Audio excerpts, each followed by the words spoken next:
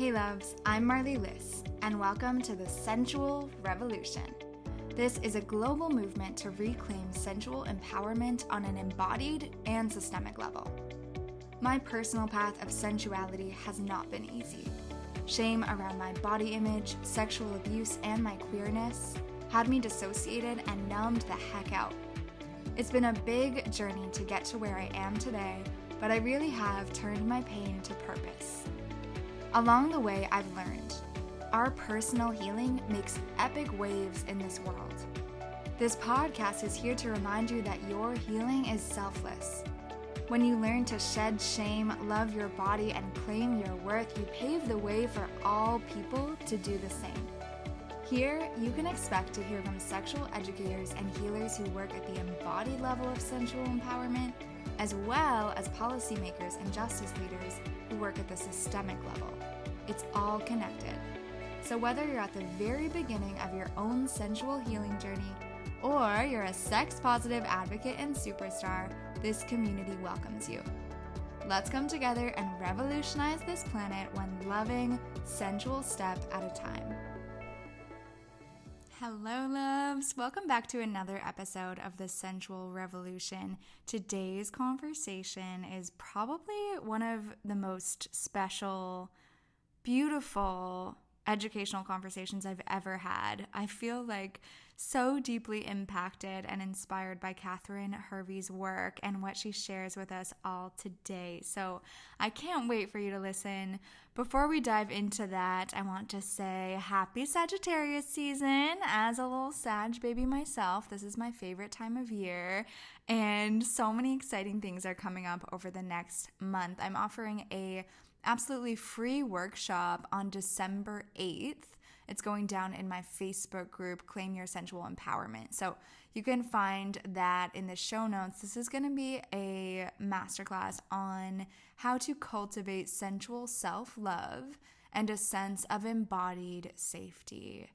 I don't know about you, but my nervous system has been so grateful for practices where I can calm myself down, give myself the love and compassion I need, learn how to take myself from a state of fight or flight into one of just like relaxation and feeling freaking peaceful. We all so deserve to have these tools in our toolkit and to be surrounded by a community of people uplifting us and doing that work of sensual reclamation with us. So it's going to be so good. It's open to all women and non-binary folks. So join the Facebook group for access, and I'll see you on the 8th. I'm so looking forward to connecting with you all. It'll be interactive as well, so we'll get to like shoot the shit, get to know each other a bit. I also have a really exciting collaboration coming out with Eva Bloom, who you may remember from an earlier episode of the podcast. They came on and talked about queer sex education, Harry Potter houses in relation to your sexual identity. Like, we had the best conversation, and Eva and I have decided to launch a really epic Fuck Comp Het support club for LGBTQ plus humans, and it's going to be so good. So that's just a little teaser, but keep an eye out for more information on that. And let's talk more about today's episode. So you're going to hear today from Katherine Hervey, who is an award-winning filmmaker whose work focuses on those of us living in the margins but refusing to be marginalized.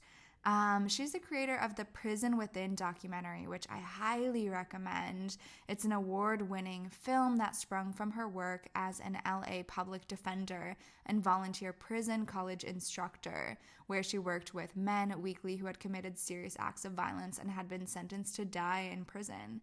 The documentary premiered at the Santa Barbara International Film Festival. It won Best Social Justice Documentary, 7 different awards, including the 2021 Media for a Just Society Award. It's absolutely incredible. Katherine's a thought leader in the fields of criminal justice reform. She's been featured in Business Insider, The Guardian, Forbes, other publications. She is just amazing and so compassionate and loving. And we get a little witchy today too, which I'm always here for. In today's episode, you'll hear about restorative justice, challenging the binary of good people and bad people. She shares about what it was like to make her documentary following the transformative stories of criminals and survivors, some stories of hope and transformation from inside prison. We get into why the prison system is ineffective, perpetuating violence and lacking accountability. We look at the ways that punitive approaches have seeped into social justice spaces and the call for compassion to be able to hold one another with complexity, nuance, and love. And we get into unapologetic corniness, which is my new favorite saying. This is all about reclaiming our right to hold expectations of love, hope, and transformation. I know you're going to love today's episode, so let's get into it.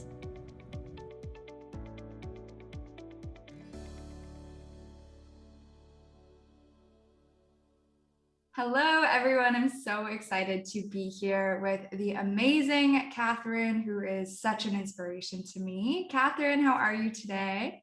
I'm good, thank you. Thanks for having me. Yeah, of course. So let's start with this kind of fun question that you can answer in any way that feels good for you. Who are you in this chapter of your life? In this chapter, I like that, right? We have many, many chapters. Oh, yeah. Right now I'm a filmmaker. I'm most definitively a filmmaker and an artist. I will say it's kind of taken me a while to get here, but yeah, that definitely is how I identify as a creator and also as a criminal justice reform advocate. Definitively, yeah, I have about 15 years of experience, probably more than that now, kind of being in this realm of criminal justice work and anti-racism work. And so, yeah, both of those things are definitive identifiers for me.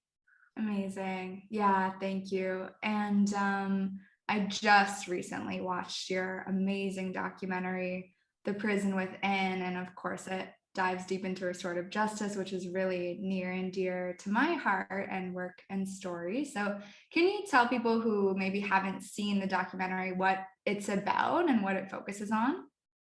Sure. So The Prison Within, for me, it operates on two different levels, right? So there's kind of the obvious level where we're following men, all of them who have committed murder inside San Quentin prison. And we watch them transform, simultaneously with survivors who are coming in on the inside, right? And the idea is that, I specifically edited it and set it up so that their stories are parallel, right? Thereby showing hurt people. We're really, all of us are traumatized. We're all here to heal our trauma. And that really the men healing their trauma is not that much different from the survivors healing their trauma, of course, because people who commit crimes are, survivors many times over for the most part before they hurt other people. And, on the other level, which is very important to me, is The Prison Within. That's the title of the film, The Prison Within. And it's really about a call for us individually and collectively to really take deep dives within ourselves and the harms that we've done within our individual lives and also as a collective, right? And I feel that we are a society built on the annihilation of Native populations. This country was built on slavery and indentured servitude, and we don't talk about it. For the most part, we don't talk about it. We kind of have been, shoving it under the rug. And I would say even now, we don't really talk about it. I think that people saying silence is violence on Facebook is not really talking about it, right? Right. It's, wow, like, what is my part in this collective, right? What can I do and what should I not do, right? As a white woman in this world in order to, be a part of the change, be a part of healing. And that it really begins inside of me. Always coming back to ourselves, really. Mm-hmm. Yeah, I love that. Thank you. I think that's so beautiful. I think sometimes we can have this kind of dissonance between what's going on inside of us and what's going on outside of us in the world, and just bringing it all together and taking that personal ownership is so beautiful. I would really love to know, like, what brought you to this work? And that's a big question, but yeah, it's definitely a controversial topic to make a documentary on. So I'm curious, like, what led you to being so passionate about restorative justice and criminal justice reform, and to making that film and doing this work? Sure. I would say, first of all, a lot of it kind of goes back to my background. Not so much kind of my own childhood, but I grew up on the border. I grew up on the border of El Paso, Texas. And I would literally be on the school bus and see families crossing the river, holding their kids over their heads and, carrying their lives over their heads to come over here. And then, 3 border patrol cars speeding to the dirt to come get them, And I was really affected by this. So I think very, very, very, very, very, very, very early on, I had no illusions about the world. Really, really no illusions about the world. It didn't make any sense to me. Why would they even want to come over here in the first place? It doesn't seem like they're really treated that fairly. So, and then, I went to law school. I became a public defender. First, I was an artist. And then in my 30s, I went to law school and I became a public defender. And so, you're in it, you're working in that system. And, you're working with trauma, just, like a stack load of trauma every day. Right. And so then things start becoming even more and more apparent that way. Not that I didn't know that they were not, but, really starts entering your body and your consciousness in all these different ways. And, I left the public defender's office. I kind of had this big spiritual awakening. I got sober. I had this spiritual awakening that I'm an artist, I'm a creator, I'm not an attorney. If I stay here, I'm going to kind of die a spiritual cellular death. Yeah, relatable.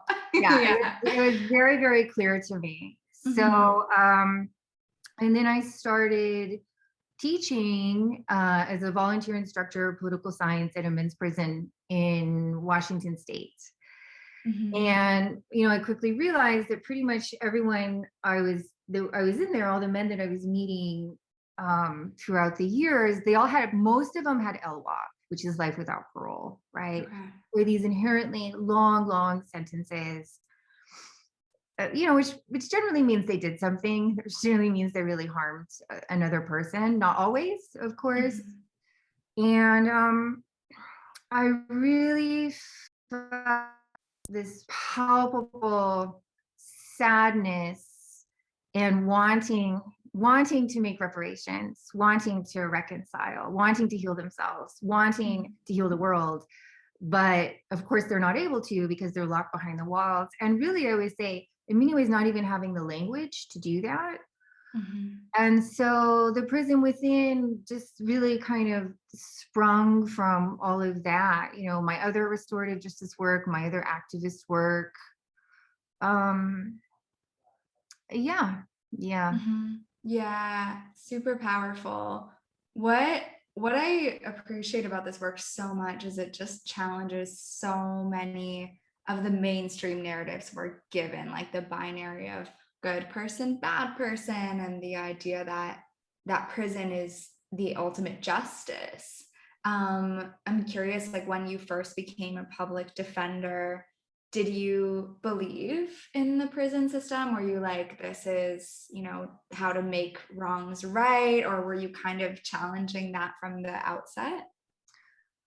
Oh, no, I definitely did not believe in the prison system. And as a public defender, you're defending people from entering into the prison system. Right.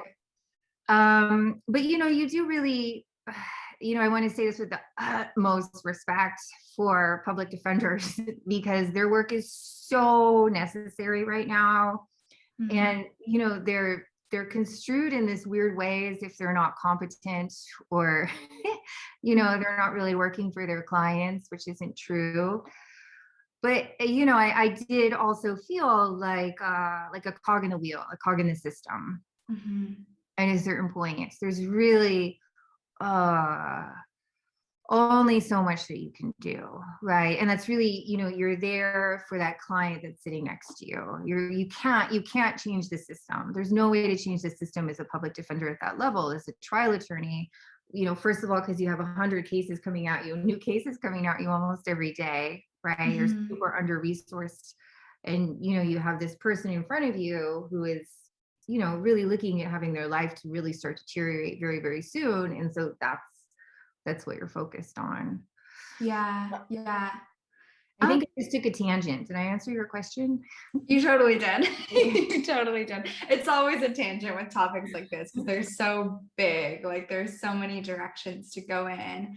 I'm curious, like for someone listening to this who really holds the narrative and belief that prison is the answer and that is justice.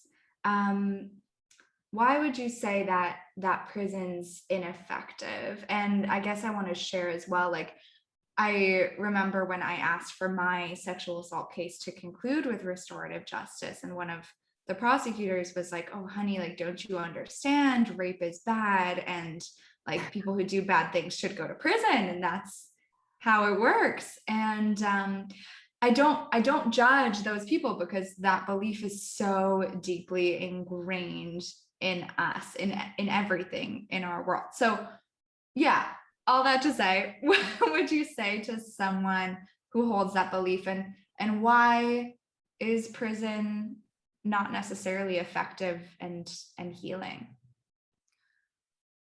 Well, I think there's two kind of main points there. One is that there is no accountability, right?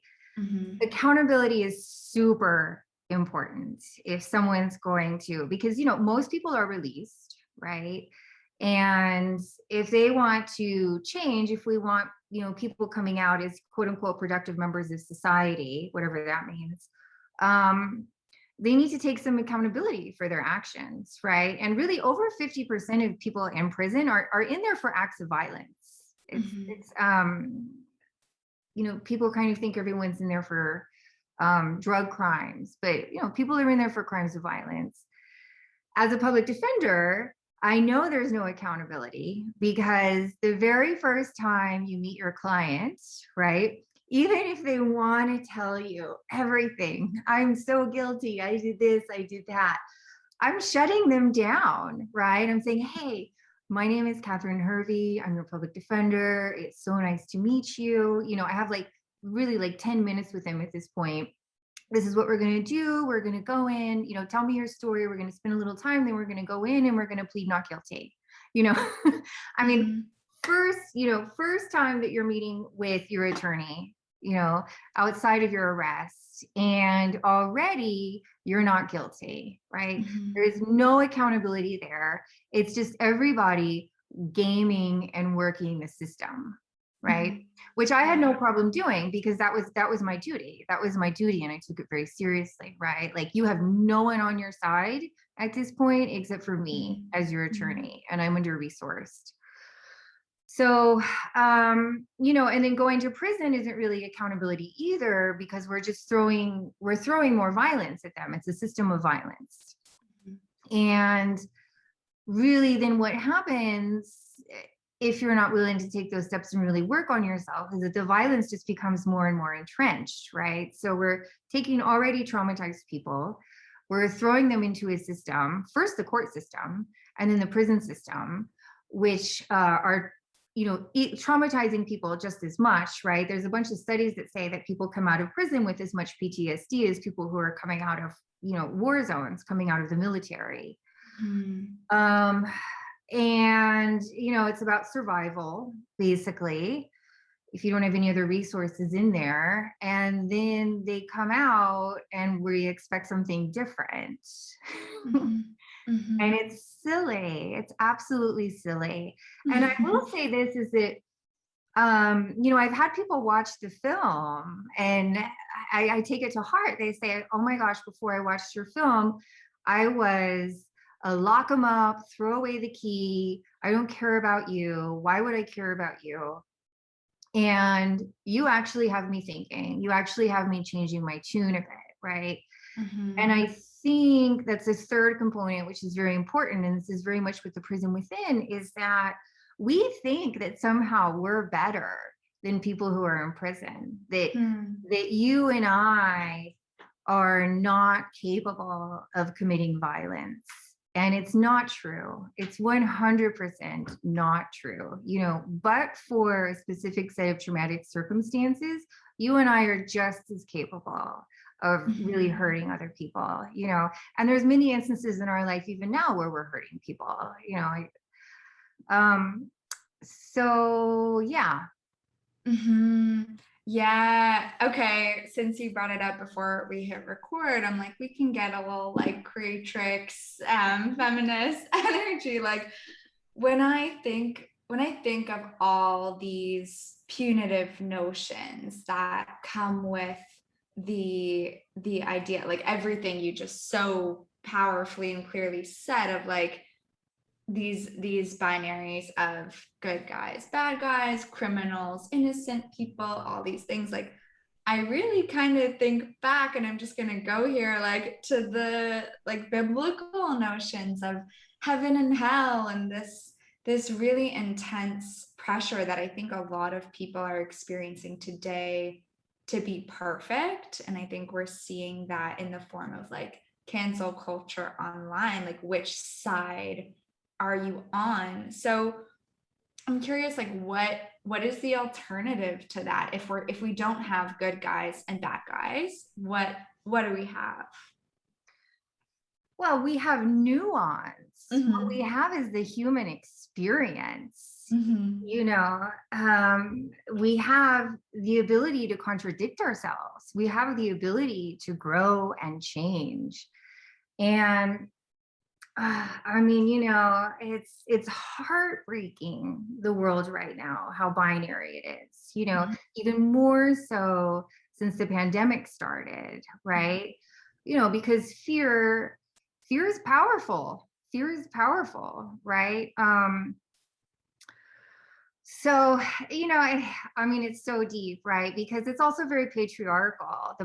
This binary way of thinking is very patriarchal. It's very much part of white supremacy, I would say. Perfectionism. You mentioned perfectionism. Actually, one of the women that I'm filming for my upcoming documentary, her name was Hurley. Everyone should check her out. She was actually just talking about the same thing, where she was saying, perfectionism doesn't allow for reflection. It doesn't allow for us to make mistakes, really. It doesn't really allow for the fullness of the human experience. And she said this beautiful thing. She said, the thing is that, these systems of perfectionism and white supremacy and binary thoughts that we live under so fully right now, those were created through repeated action, right? And so we have the ability now, through other forms of repeated action, which we're taking part in, right, to begin to change that narrative. Yeah. Beautiful. Beautiful. What do you think happens to someone when we label them bad or a criminal, and like how does that shape their actions in the world, or even their sense of self? Oh my gosh. Well, I think that we can all relate to it, even in our own lives, right? Different labels that have been thrown at us, especially as children. If we had hard childhoods, if we had those labels thrown at us as children, I know I definitely did. I'm still working through them. And I will be working through them probably for the rest of my life in some form. And that's a big component of the film, and a big component of, I want to say, the Inside Prison Projects and the Vogue program, which is the program that we filmed inside of prison, right? It's this notion that you are far more than your worst act. And I even add to that, than the worst thing that's ever been done to you, too, right? Which I'm sure that you can relate to. You don't want to kind of be stuck as a victim all the time, right? You're a far more full person than that, right? And I'm sure you don't refer to yourself that way or think of yourself that way. But I think it can destroy us. I think given the right set of circumstances, that having these labels put on us, and I would say especially in a prison, where you're given these like horribly long sentences, 25, 30 years, and every step that you take, you're told you're bad, you can't be trusted, right? I think it can, it can destroy people, and it does. Yeah. Oh, I'm just so grateful for this conversation. I'm like on my period too. I'm like tearing up. It's like, no, it's so important, and it's so compassionate. And I think that a lot of the time people hear of restorative justice, and I know I've received these comments with my own story, like people fear that this approach is, I'm sure you've heard this term many times, too soft on crime, and that it's dangerous. Like it removes safety from our world. How do you respond to that notion that this is too soft on crime, or it's like a coddling approach to people who have committed harm? Well, I think if you look at recidivism rates, that's just not true, right? Yeah. I mean, to me, that implies that, what we're doing and being hard on crime is working, when it clearly isn't. And again, it's also, it's also having the willingness to just make these huge paradigm shifts within ourselves and our culture. Like I just made a film that basically shows you men who have murdered other people, and I'm asking you to love them to a certain, right? I'm like, I love them. I have so much love for them, right? Like, can you love them? And if you can't love them, can you see them as human beings, and can you forgive them in some capacity, right? Can you see yourself reflected in them in some way, right? And I think that people do. And I think that we have to do that for everybody, is the thing. I think that we have to do that for white supremacists, for people who, are, think very, very, very, very, very, very different than me. It's the same thing. You don't just, you're not born as a white supremacist. It's just the same as somebody, committing an act of violence, that's coming out of a series of things that have been taught and inflicted upon you. And, if we really want to change things, then that needs to be unpacked. And I'll tell you, that process is not soft, right? Going deep inside of yourself and the harms that you've caused to other people, especially when you've killed someone, it is so much, more brave than just doing time in prison. Yeah. Oof. Again, I'm just like so grateful for every bit of this. It's so beautiful, and it's such a big shift. But I think it's ultimately such a compassionate one and such a liberating one.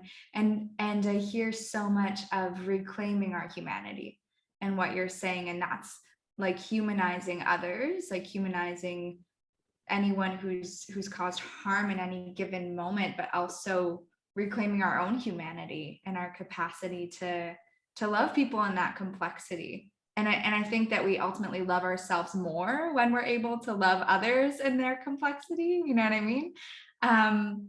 So yeah, I'm really grateful for that. I also hear a lot of explanation in what you're saying of the importance of context. And I think often with quote criminals, we look at one person as an individual, and we say, you did this, like you're bad. So can you talk a bit about context and systems and the way that culture kind of is responsible for violence and not just one person? Let me know if that wording is confusing or if you're getting me. Oh no, absolutely. I mean, Yeah. it's so deep too, Yeah. right? Like I feel like it's in the air that we breathe, right? I feel like, you know, all these systems of impression, they're tangible in many ways, and then they're intangible in many ways, right? Because there are the systems that this country was built on. Hold on, I'm getting so emotional. What was your question? I'm so here for it. I am too. I'm like, this is so much. Maddening. Yeah. Yeah. Basically, like the individual responsibility that we place on someone, the individual blame that we place on someone versus, can you share a different perspective that looks at a wider cultural context of why people harm? Yeah. You know, we need to start looking at historical and intergenerational trauma. To me, that's the large context. And again, I think going back to the individualization of it is also, I think, an unwillingness to look within our own selves. You know, it's like if we're upset about something in somebody else, it's because there's an aspect of that inside of ourselves that we don't like about ourselves. And it's just true. You know, there's ugliness inside of all of us, and when we don't like the ugliness that someone else is projecting, it's much easier to throw it at their backs than to really look at ourselves. I think it's twofold. Yeah. This has been a big theme for me lately. Do you have any thoughts on the ways that we might be bringing punitive systems and punitive tendencies into the social justice movement?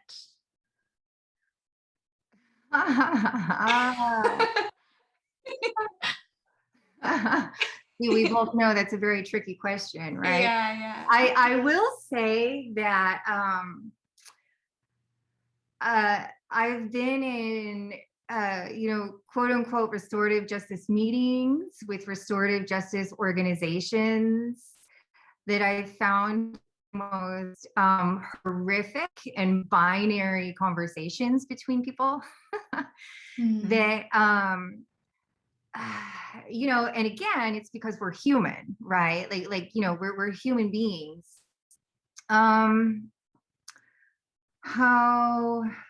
How are we bringing RJ into social justice venues? Is that the question? Yeah. Or no, how are we bringing these kind of binary notions? Yeah.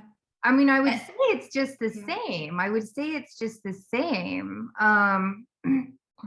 It's still, you're bad, I'm good. This is my belief system. This is not your belief system. And I think it's becoming worse. I think it's becoming far worse right now. You know, our government is doing it, you know, very, very, very blatantly, right? If you're vaccinated, you're this. If you're unvaccinated, you're that, right? And somehow, because of these binary notions, it's okay for, you know, people to be forced to do certain things with their bodies that they may not want to do. I mean, I think it's all over. I think it's all over right now. And I'm hoping that it's because things tend to get worse before they get better. You know, I hope. historically, that kind of seems to be how it happens, and I think that we just need to realize that, these period of things getting worse before they get better, when we're talking about human history and just the way that humans act, these are long periods. you know it's not a year long that things are going to get worse before they get better, right? Yeah. Like, this is in it. And I feel like what we're in right now is the prison within, right? Like, we're in the murky, we're in the dark, we're in the like, I don't want to look at that. No, that's not true. Oh, this person here agrees with me, so I'm just going to go there because it's easier, right? We're in it. Like, we're in it right now. And for me, it's again, like, in order for me personally to kind of get through this time that we're in, I just keep returning to compassion for people, regardless of what you think, regardless of what you feel, it is what it is. That's where you're at. I feel like we just need to accept that we're all on our own journeys here. And like, I really think we're all trying to do the best we can, man. Yeah. Yes. As much as I disagree with someone, I think that they're doing the best that they can. And it feels much better for me to honor that, just than to throw fire at situations and sticks and stones. Yeah. Classic eye for an eye makes the whole world blind kind of thing. And I don't know about folks listening, but just like, I feel such a deep peace and relief and a longing in listening to you share about that, and just imagining a world where we're able to hold ourselves with that compassion for being nuanced and complex and doing our best, and being able to hold each other in that way. It's just so beautiful. I would love to hear, I think that transformation is like one of the most beautiful words and ideas. What are some like moments or stories of transformation that you've seen that have kind of like expanded your expectations of what's possible in terms of transformation? And like, I just think we're really taught to not believe in transformation and to give up on each other and lower our expectations and judge ourselves as naive if we think people can transform. So can you just share like some magic with us of some moments or stories of transformation? I mean, it's definitely with people that I've met inside prison. Like, when I first started going in, it was really hard, because what I was seeing from men inside who were quote unquote unredeemable, right? Sentenced to die in prison. And what I saw was them being in community with each other and in such deep integrity with themselves and with each other, that I would leave the prison walls, right? And come back out here and be disappointed with people. And it was such a disconnect for me. I was just like, oh my God, like, these men need to be out. Like, they need to be the leaders in our communities right now, right? Because they have been able to transform themselves so fully with so little resources. Yeah, I mean, people who hold themselves accountable, right, for every little misdoing that you do throughout the day, that to me is, I have a lot of respect for that, right? And that's something I try to do with myself. And I mean, trust me, I fail all the time. But that's where it's at. I mean, it's hard being a human. Are you kidding me?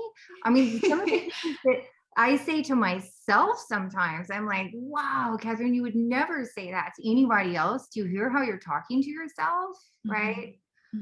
So, and I'm very inspired by people who think that they don't know anything, right?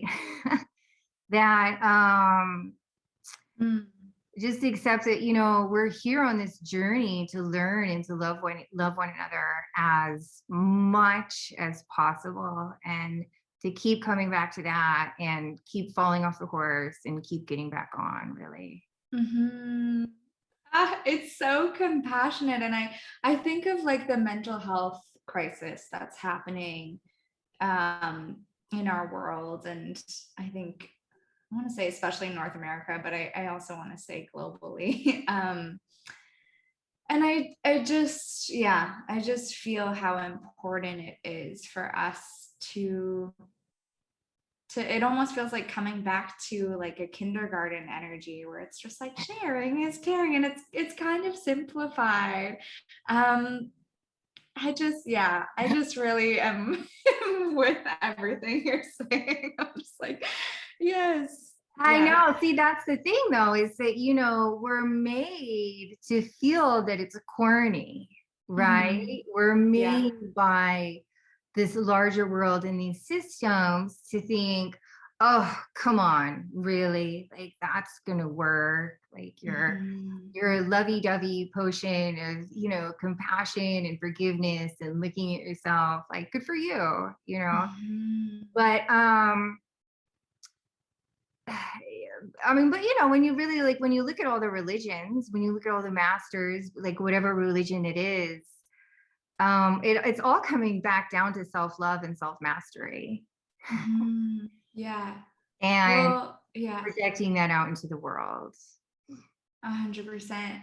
Well, I'll share with you too. Like I didn't know restorative justice existed when I was going through court, but I wanted it, and I didn't know the name for it.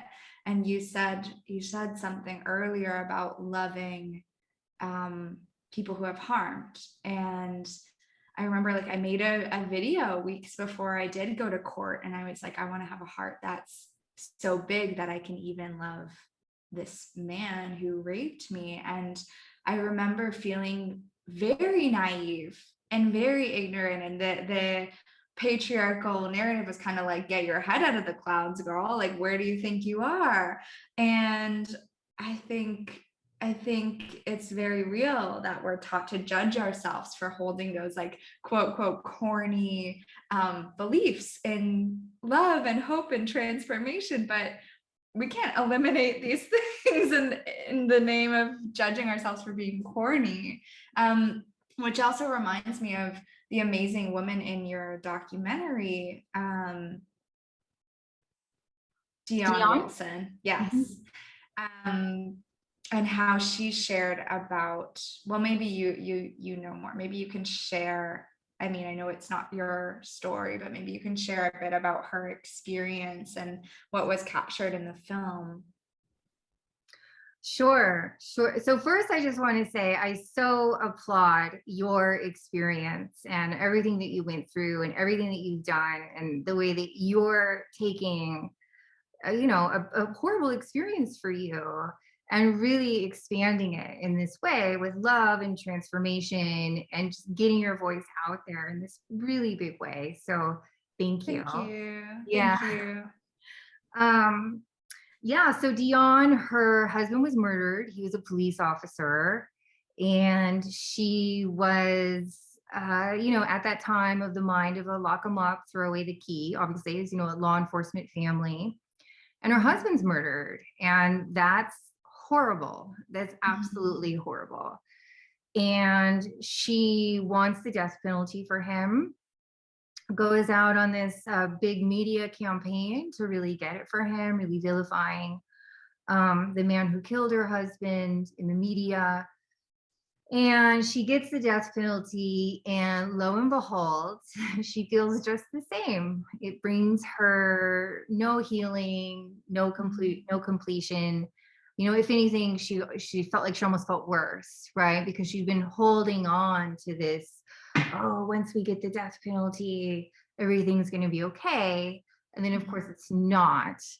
because she needs to heal herself. And, vengeance and violence is generally not the way to do that. And so, yeah, she goes on this whole beautiful journey where she ends up going into prison and sitting with the men that we had been in circle with, kind of filming that whole year. And yeah, really realizing that hurt people, and that she's on the same journey, and that, what she was doing was hurting Irving. That's the man who killed her husband, right? Through state sanctioned violence, right? Mm-hmm. And really started questioning, how different is it really? Yeah. Wow. Beautiful story. It's a beautiful story, right? Mm-hmm. Because again, she did the work. She did that hard work. Oh my gosh.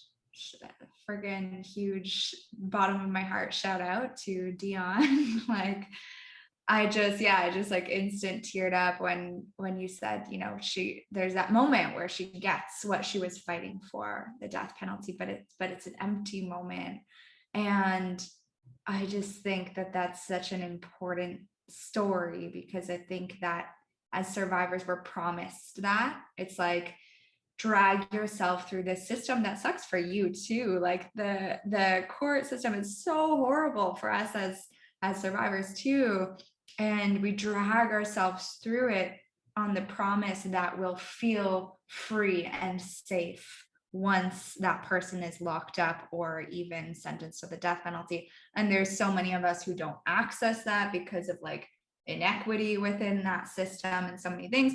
And the quote privileged, very small percentage of victims who do get that outcome have that experience of just like exhaustion and emptiness, and that cycle of dehumanization continues. And it's just like, and the alternative that we're discussing of like actual transformation and healing, it just feels so important. So thank you for sharing that.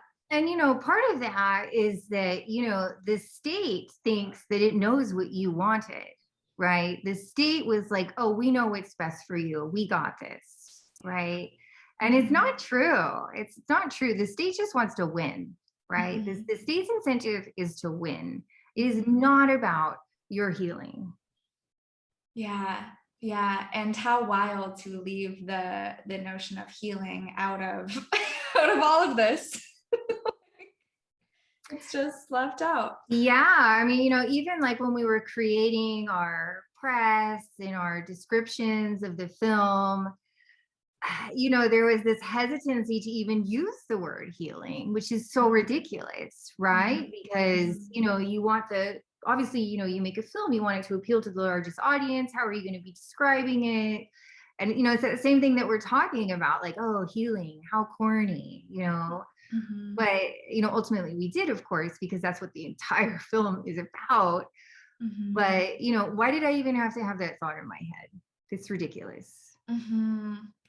Yes. So important. All of this. Can you share in an unapologetically corny way? I kind of like that. I'm like, maybe there should be some merch or a podcast that's called Unapologetically Corny. Hashtag unapologetically corny. Yeah, exactly. In an unapologetically corny way, what is your vision of justice in our world? I mean, in a dream world, I guess harm wouldn't ever happen at all. But if we were in that kind of in-between space where harm was happening, what would be your highest vision for how we handle that harm and how we do justice? Ooh, I think justice is such a loaded word right now. I almost feel like I just want to like take it and like, maybe we need a new word. Maybe we need a new word, right?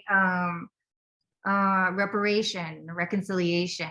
I really like the R's, right? Restoration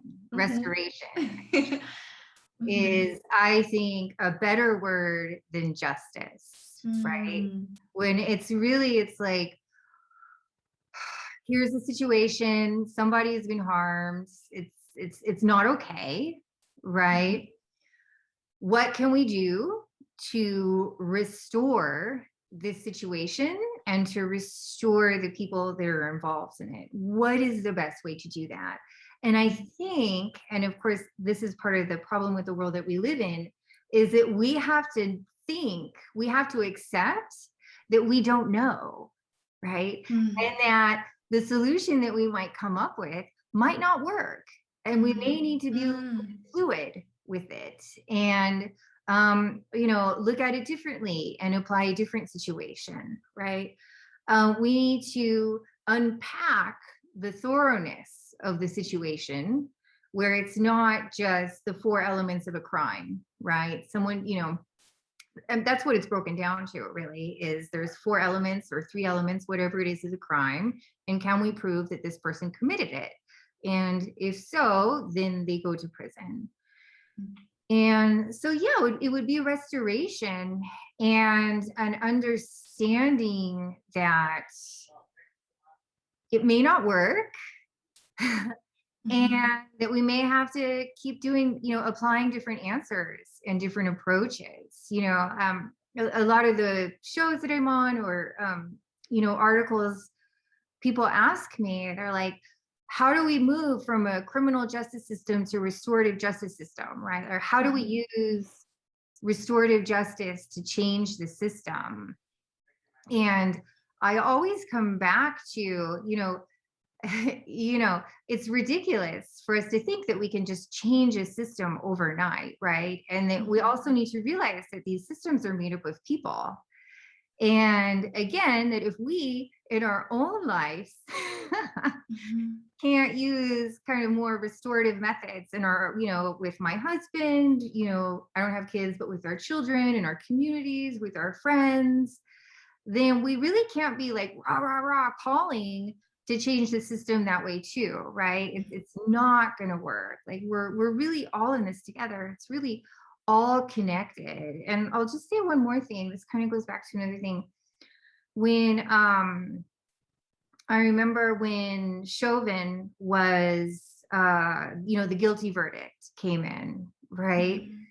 And my Facebook page was filled with people, like restorative justice advocates included, calling for like the most horrific violence against him. Like, oh, I hope he's raped in prison. And you know what I mean? It's just like, wow, you can't call for restoration on one end and then call for a man to be raped in prison because you don't like him on the other end.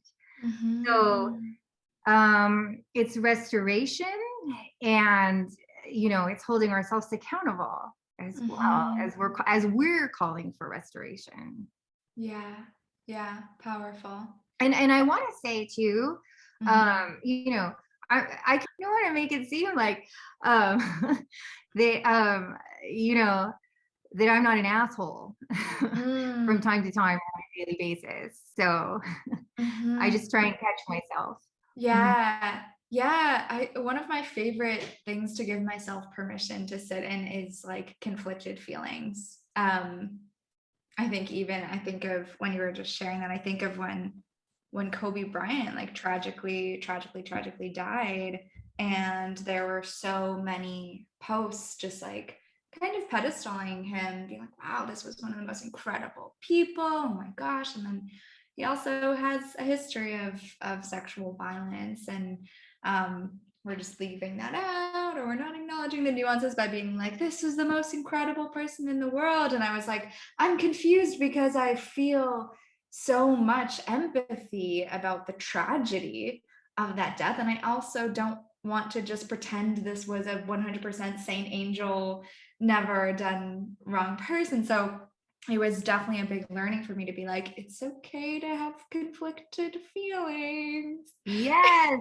thank you. Oh my gosh. Yeah, and it's scary. We have to start another podcast. Yeah. Feel that, Yes, exactly. Oh my gosh, you're so amazing. Can you tell us what are some things that you do to like fill your own cup and give yourself love each day. And of course, also like the perspective that you're sharing of holding ourselves in that complexity is so self-loving. But yeah, I'd love to hear some of the things you do to take care of yourself. Oh, thank you. I move my body a lot. I really get things out. It's super important to me. Running, doing yoga.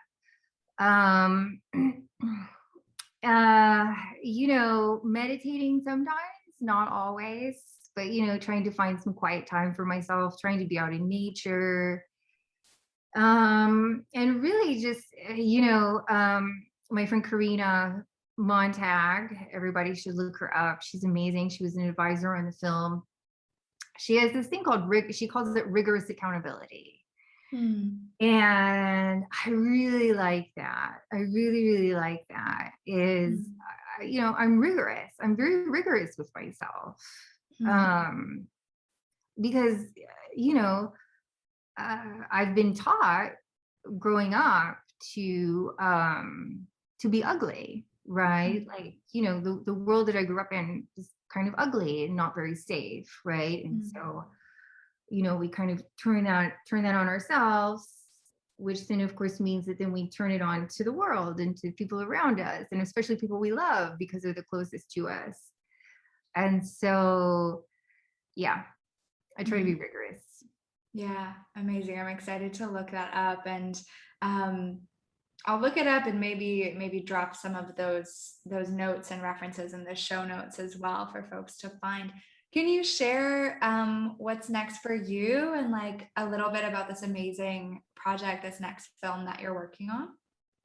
Sure. So, I'm still doing a lot of criminal justice work, of course, but I'm also beginning to produce another documentary that's very, very different from The Prison Within. In some ways, it's like The Prison Within was hurt people, and this is kind of more healed people. Yay. Yeah.